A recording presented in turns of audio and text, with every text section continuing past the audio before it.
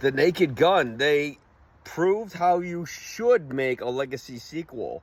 Now, two of my favorite comedies of all time is Happy Gilmore and The Naked Gun. Although it goes the other way around. Naked Gun, number one. Happy Gilmore, number two. Number three is National Lampoon's Christmas Vacation. So when I saw Happy Gilmore 2 last week, didn't like it. You can see my review as to why. And then the sequel to my favorite comedy of all time coming out within the next week, like two of my favorite comedies within 2 weeks, it's been a lot. But The Naked Gun gets it right. Now, is it better than the original? No, but no movie can ever top that film. If there was one thing that seemed a little off with it, is that I wish the sets looked more like sets like the David Zucker films did, because they kind of had this artificiality to them that made the jokes pay off even more. Like, you kind of knew, oh, this is all a joke, this is a big set, this is a big fake looking movie. But, I mean, outside of that, then also the opening credits, they don't have the classic thing where the cop car is driving through, and it's through its point of view of the siren, and when it's going through these impossible settings like a roller coaster or the trenches of the Death Star. That's not there in the beginning of the movie, and that's a huge wasted opportunity.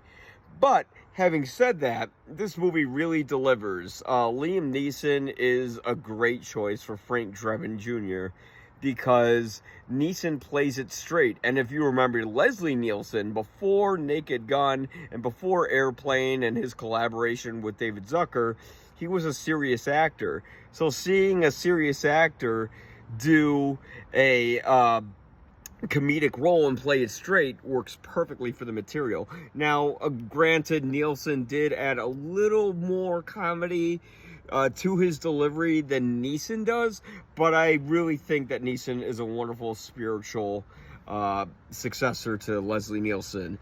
Similarly with Pamela Anderson, she's a great spiritual successor to Priscilla Presley, where she's supposed to sort of be kind of like the quasi femme fatale in the movie. Like, her character isn't like dangerous or anything like that, but she is pretty much the person that gets Frank involved in the case that he's going to do.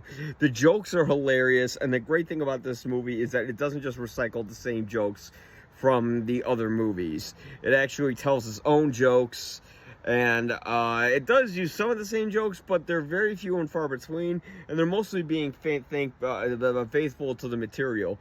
Such as, like, whenever Frank Drebin's driving around in his car, he runs over a bunch of civilians, not paying attention to where he's going, and just mowing people down with absolutely no repercussions for his actions because he's a cop. It's something that has a little bit of political commentary to it in this movie, but just as much political commentary as the originals.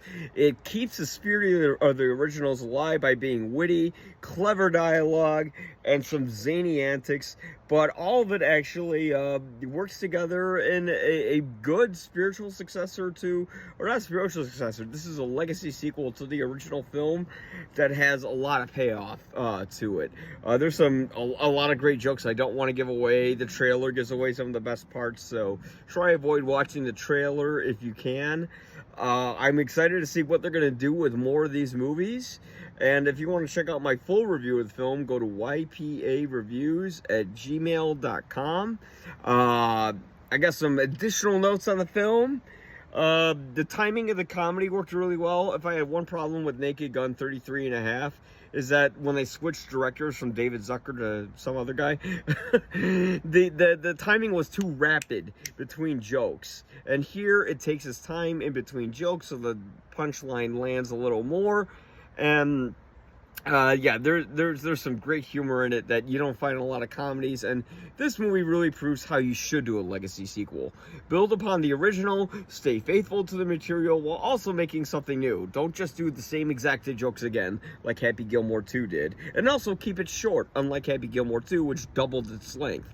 This one, it stays at hour 25, just like the originals, and it's perfect that way. So go check it out. Really, it's worth your time.